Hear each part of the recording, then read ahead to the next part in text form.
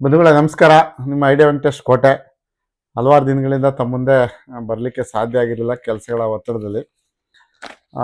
ನಿನ್ನೆ H D ಕೋಟೆ ಪುರಸಭೆ ಬಗ್ಗೆ ಆಂದೋಲನ ಪತ್ರಿಕೆಯಲ್ಲಿ ಒಂದು ವರದಿ ಆಗುತ್ತೆ. ಮುಖ್ಯಾಧಿಕಾರಿ ಮತ್ತು ಆಡಳಿತಾಧಿಕಾರಿ ಇಲ್ಲದ ಎಚ್ ಡಿ ಕೋಟೆ ಪುರಸಭೆ ಅಂತೇಳಿ.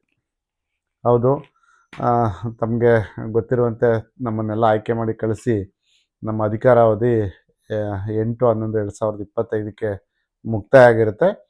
ಇವಾಗ ಎಚ್ ಡಿ ಕೋಟೆ ಪುರಸಭೆಯನ್ನು ಆಡಳಿತಾಧಿಕಾರಿಗಳಾಗಿ AC ಅವರು ಮತ್ತು ಮುಖ್ಯಾಧಿಕಾರಿಗಳು ಕರ್ತವ್ಯನ ನಿರ್ವಹಿಸ್ತಾ ಇರ್ತಾರೆ. ಎಲ್ಲಿವರೆಗೆ ಅಂತಂದರೆ ಸರ್ಕಾರ ಚುನಾವಣೆಯನ್ನು ಘೋಷಣೆ ಮಾಡಿ ಹೊಸ ಸದಸ್ಯರು ಆಯ್ಕೆಯಾಗಿ ಬರೋವರೆಗೂ ಕೂಡ ಅವರೇ ಅಧಿಕಾರವನ್ನು ನಿಭಾಯಿಸ್ತಾ ಇರ್ತಾರೆ. ಇದಕ್ಕೆ ಪೂರಕವಾಗಿ ನಾನು ಕೆಲವು ಮಾಹಿತಿನ ತಮ್ಮಲ್ಲಿ ಹಂಚ್ಕೊಳ್ಳಿಕ್ಕೆ ಬಯಸ್ತೀನಿ. ಏನಪ್ಪ ಅಂತ ಹೇಳಿದ್ರೆ, ಹಲವಾರು ಬಾರಿ ನಾನು ಇದ್ರ ಬಗ್ಗೆ ಹೇಳಿದ್ದೀನಿ, ಪುನಃ ಕೂಡ ಅದನ್ನೇ ಹೇಳ್ತಾ ಇದ್ದೀನಿ. 30/6/2023 ಏನಿದೆ ಇಷ್ಟು ಕೂಡ ಒಂದು ಪೂರಕ ದಾಖಲಾತಿಗಳ ಸಮೇತ ನಾನು ಜಿಲ್ಲಾಧಿಕಾರಿಗಳಿಗೆ ಕಂಪ್ಲೇಂಟ್ ಕೊಟ್ಟಿರ್ತೀನಿ. ಏನು ಹಿಂದೆ ಇದ್ದಂಥ ಮುಖ್ಯಾಧಿಕಾರಿಗಳಾದಂಥ ವಿಜಯ್ ಕುಮಾರು ಮತ್ತು ಪ್ರಸ್ತುತ ಇದ್ದಂಥ ಮುಖ್ಯಾಧಿಕಾರಿ ಸುರೇಶ್ ರವರು ಹಾಗೂ ಸಿಬ್ಬಂದಿಯವರು ಸೇರಿ ಅನೇಕ ಹಗರಣವನ್ನು ಕೈಗೊಂಡು ಪುರಸಭೆ ಆಡಳಿತ ವ್ಯವಸ್ಥೆಯನ್ನು ಅಧೋಗತಿಗೆ ತಗೊಂಡೋಗಿದ್ದಾರೆ ಅಂತೇಳಿ ಒಂದು ಸುದೀರ್ಘವಾದ ಕಂಪ್ಲೇಂಟನ್ನು ಮಾಡಿರ್ತೀವಿ. ಆ ಕಂಪ್ಲೇಂಟ್ಗೆ ಪೂರಕವಾಗಿ ಜಿಲ್ಲಾಧಿಕಾರಿಗಳು ಮೈಸೂರಿನ ಯೋಜನಾ ನಿರ್ದೇಶಕರಿಗೆ ಆದೇಶವನ್ನು ಮಾಡಿ ತುರ್ತಾಗಿ ಒಂದು ತಂಡವನ್ನು ನೇಮಿಸ್ಕೊಂಡು ನೀವು ಹೋಗಿ ಇದನ್ನು ತನಿಖೆ ಮಾಡಿ ನಿಮಗೆ ವರದಿಯನ್ನು ಕೊಡಿ ಅಂತೇಳಿ ಆದೇಶವನ್ನು ಮಾಡಿರ್ತಾರೆ. ಅದರ ನಿಮಿತ್ತ ಮೈಸೂರಿನ ಯೋಜನಾ ನಿರ್ದೇಶಕರು ಎಚ್ ಡಿ ಕೋಟೆಗೆ ಬಂದು ಸ್ಥಳಗಳನ್ನೆಲ್ಲ ಪರಿಶೀಲನೆ ಮಾಡಿ ಮುಖ್ಯಾಧಿಕಾರಿಗಳಿಗೆ ನೋಟಿಸ್ ಕೊಟ್ಟು, ನೀವು ಇದಕ್ಕೆ ಸಂಬಂಧಪಟ್ಟ ದಾಖಲಾತಿಗಳನ್ನು ಕೊಡಿ, ನಿಮ್ಮ ಮೇಲೆ ಇಷ್ಟೊಂದು ಅಲಿಗೇಷನ್ ಬಂದಿದೆ ಅಂತೇಳಿ ನೋಟಿಸ್ಗಳನ್ನು ಕೊಟ್ಟರೂ ಕೂಡ ಅವ್ರಿಗೆ ಸ್ಪಂದಿಸಿರೋದಿಲ್ಲ. ಹಾಗಾಗಿ ನಾವು ಅನೇಕ ಬಾರಿ ಜಿಲ್ಲಾಧಿಕಾರಿಗಳನ್ನ ಭೇಟಿ ಮಾಡಿದಂಥ ಸಂದರ್ಭದಲ್ಲಿ ಯೋಜನಾ ನಿರ್ದೇಶಕರು ಜಿಲ್ಲಾಧಿಕಾರಿಗಳಿಗೆ ಒಂದು ವರದಿಯನ್ನು ಕೊಡ್ತಾರೆ. ಅದೇ ವರದಿ ನೋಡಿ, ಇದು ಸುದೀರ್ಘವಾದ ಒಂದು 20 ಪುಟಗಳ ಒಂದು ವರದಿಯನ್ನು ಸಲ್ಲಿಸ್ತಾರೆ. ಏನಪ್ಪ ಅಂತ ಹೇಳಿದ್ರೆ, ಹೌದು, ವೆಂಕಟೇಶ್ ಅವರು ಕೊಟ್ಟಿದ್ದಂಥ ಕಂಪ್ಲೇಂಟ್ಗೆ ನಾವು ತನಿಖೆಯನ್ನು ಕೈಗೊಂಡಿದ್ದೀವಿ. ಇದಕ್ಕೆ ಮಾನ್ಯ ಮುಖ್ಯಾಧಿಕಾರಿಗಳು ಯಾವುದೇ ರೀತಿಯಲ್ಲಿ ನಮಗೆ ಸ್ಪಂದಿಸ್ತಾ ಇಲ್ಲ. ಇಲ್ಲಿ ಹಗರಣ ನಡೆದಿದೆ, ಇದ್ರ ಬಗ್ಗೆ ತಾವು ಶಿಸ್ತು ಕ್ರಮ ಕೈಗೊಳ್ಬೋದು ಅಂತೇಳಿ ಜಿಲ್ಲಾಧಿಕಾರಿಗಳಿಗೆ ಒಂದು ಪತ್ರ ರವಾನೆಯನ್ನು ಯೋಜನಾ ನಿರ್ದೇಶಕರು ಮಾಡ್ತಾರೆ. ಜಿಲ್ಲಾಧಿಕಾರಿಗಳು ಇದರ ಆಧಾರದ ಮೇಲೆ ಇದಕ್ಕೆ ಪೂರಕವಾದ ದಾಖಲಾತಿಗಳು 1,000 ಪುಟಗಳಿದೆ. ಏನಿದೆ ಈ ಕಂಪ್ಲೇಂಟು ನಾನು ಮಾಡಿದ್ದೆ, ಈ ಕಂಪ್ಲೇಂಟ್ಗೆ ಯೋಜನಾ ನಿರ್ದೇಶಕರು ಕೊಟ್ಟಿರುವಂಥದ್ದು 1,000 ಪುಟಕ್ಕೂ ಹೆಚ್ಚಿಗೆ ಇದೆ ಅಂತ ನಾನು ಭಾವಿಸ್ತೀನಿ. ಅದರ ಸಮೇತ ಅವರು ನಿರ್ದೇಶಕರು ಬೆಂಗಳೂರಿಗೆ ರವಾನೆ ಮಾಡ್ತಾರೆ. ಈ ಥರ ಆಗಿದೆ, ಇದಕ್ಕೆ ತಾವು ಕ್ರಮವನ್ನು ಕೈಗೊಳ್ಬೋದು ಅಂತೇಳಿ. ನಾವು ಅನೇಕ ಬಾರಿ ಬೆಂಗಳೂರಿಗೆ ಹೋಗಿ ನಿರ್ದೇಶಕರನ್ನು ಭೇಟಿ ಮಾಡಿದಂಥ ಸಂದರ್ಭದಲ್ಲಿ ನಿರ್ದೇಶಕರು ಹಂತ ಹಂತವಾಗಿ ಕ್ರಮ ಕೈಗೊಳ್ಳಲಿಕ್ಕೆ ಪ್ರಯತ್ನ ಮಾಡಿ 25/4/2025 ಇದು ಉನ್ನತವಾದ ತನಿಖೆ ಆಗಬೇಕು ಅಂತೇಳಿ ಮಂಡ್ಯ ಯೋಜನಾ ನಿರ್ದೇಶಕರನ್ನ ನೇಮಕ ಮಾಡ್ತಾರೆ. ಮಂಡ್ಯ ಯೋಜನಾ ನಿರ್ದೇಶಕರು ಎಚ್ ಡಿ ಕೋಟೆಗೆ ಬಂದು ತನಿಖೆಗೆ ಸಹಕಾರ ಕೊಡಿ ಅಂತ ಕೇಳಿ ಅನೇಕ ಸ್ಥಳಗಳನ್ನ ಪರಿಶೀಲನೆ ಮಾಡಿದ್ರು ಕೂಡ ಎಚ್ ಡಿ ಕೋಟೆ ಪುರಸಭೆಯ ಮುಖ್ಯಾಧಿಕಾರಿಯಾಗಿದ್ದಂಥ ಸುರೇಶ್ ರವರು ಅವ್ರಿಗೂ ಕೂಡ ತನಿಖೆಗೆ ಸಹಕಾರ ಮಾಡೋದಿಲ್ಲ.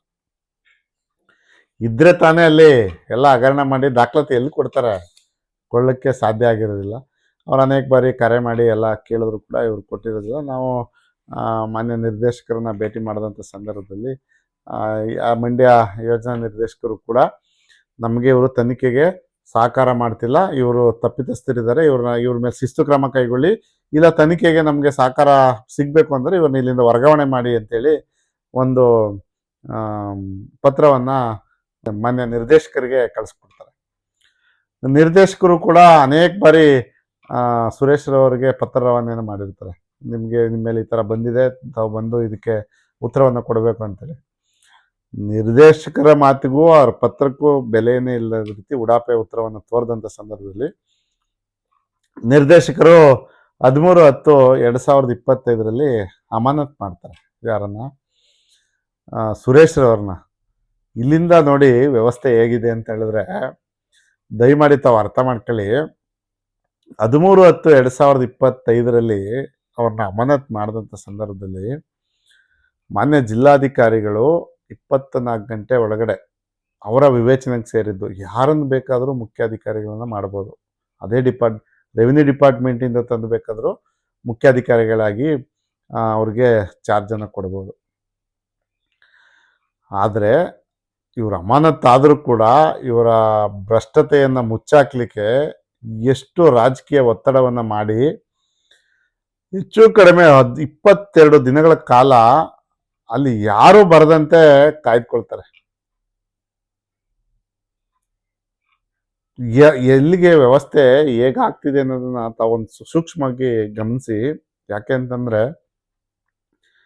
ಪುರಸಭೆಯಲ್ಲಿ ಪಾಪ ಬಡ ಜನಗಳು ಮತ್ತು ಮಧ್ಯಮ ವರ್ಗದ ಜನ ಲೋನ್ಗಾಗಿ ಮತ್ತು ಮಕ್ಕಳ ವಿದ್ಯಾಭ್ಯಾಸಕ್ಕಾಗಿ ಈ ಸೊತ್ತನ್ನು ಬ್ಯಾಂಕ್ಗಳಲ್ಲಿ ತಗೊಂಡೋಗಿ ಅಡಮಾನವನ್ನು ಇಟ್ಟು ಆಸ್ತಿನ ಪಡ್ಕೊಳ್ಳುವಂಥ ಸಂದರ್ಭದಲ್ಲಿ 22 ದಿನಗಳ ಕಾಲ ಯಾರೂ ಬರದಂತೆ ಅಲ್ಲಿಗೆ ತಡೆಗೋಡೆಯನ್ನು ಒಡ್ಡುತ್ತಾರೆ. ನಾನೇ ಬರ್ತೀನಿ, ಕೇಳಿದವ್ರಿಗೆಲ್ಲರೂ ಕೂಡ ನಾನೇ ಬರ್ತೀನಿ, ನಾನು ಕೋರ್ಟ್ಗೆ ಹೋಗಿದ್ದೀನಿ, ವೆಯ್ಟ್ ಮಾಡಿ ಅಂತೇಳಿ ಜಿಲ್ಲಾಧಿಕಾರಿಗಳಿಂದ ಆದೇಶ ಆಗಿದ್ರೂ ಕೂಡ, ಏನು ಈ ಹಿಂದೆ ಇವ್ರು ತಪ್ಪಿತಸ್ಥರು ಅಂತ ಆದೇಶ ಆಗಿದ್ರೂ ಕೂಡ ಪುನಃ ಅದೇ ಜಿಲ್ಲಾಧಿಕಾರಿಗಳು ಇವ್ರಿಗೆ ಇಲ್ಲಿಗೆ ಚಾರ್ಜ್ ಹಾಕದೆ 20 ದಿನ ತಡ ಮಾಡ್ತಾರೆ ಅಂತ ಹೇಳಿದ್ರೆ ಎಂಥ ನಿಧಿಯನ್ನ HD ಕೋಟೆ ಪುರಸಭೆಯಲ್ಲಿ ಅವರು ಕಂಡಿರ್ಬೋದು ಅಂತ ತಾವು ಯೋಚನೆ ಮಾಡಬೇಕು.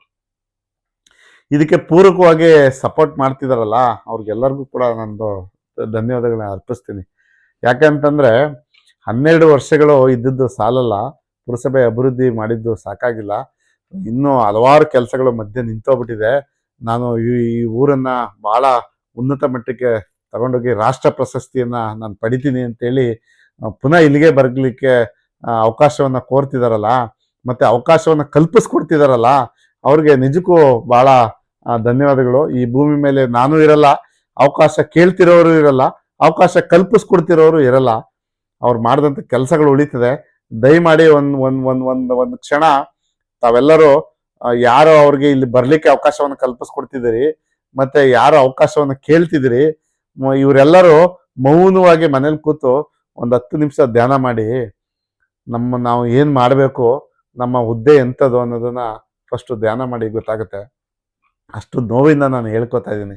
ಯಾಕೆ ಅಂತಂದರೆ ಅದಾದ ನಂತರ ನಾವೆಲ್ಲರೂ ಹೋಗಿ DC ಅವ್ರ ಹತ್ರ ಹೋಗಿ ನಾನು ಒತ್ತಡವನ್ನು ಮಾಡಿ ತಂಡವನ್ನು ನಮ್ಮ ನಂಜಪ್ಪರಾಗಲಿ, ನಾಗರಾಜ್ ಅವರಾಗಲಿ, ಹರೀಶ್ ಗೌಡ್ರಾಗಲಿ, ಇನ್ನಿತರ ಸದಸ್ಯರೆಲ್ಲ ಹೋಗಿ DC ಅವ್ರ ಮೇಲೆ ಒತ್ತಡ ಹೇರಿದ ಮೇಲೆ 22 ದಿನಗಳಾದಮೇಲೆ